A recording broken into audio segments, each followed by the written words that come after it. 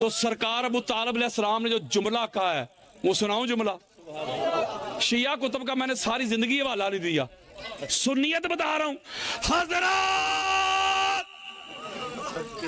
काला इमरान इब्न अब्दुल मुत्तलिब इन्ना इब्नी हाज़ा सय्यदुल अंबिया।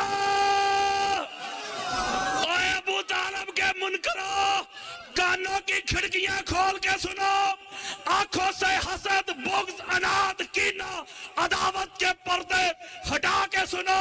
सरकार अबू तालिब फरमाते हैं ये मेरा बेटा मोहम्मद नबी नहीं, नबियों का सरदार है। ओए होए होए होए होए।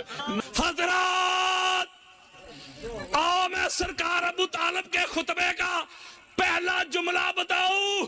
सरकार अबू तालिब अलैहिस्सलाम फरमाते हैं अबू तालिब के मुनकरो, और सुनो सुन्नियत, फरमाते अल्हम्दुलिल्लाहिल्लज़ी जअलना मिन ज़ुर्रिय्यति इब्राहीम। हाय हाय हाय हाय।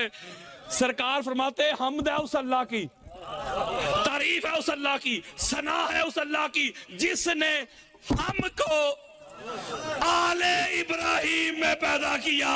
और जा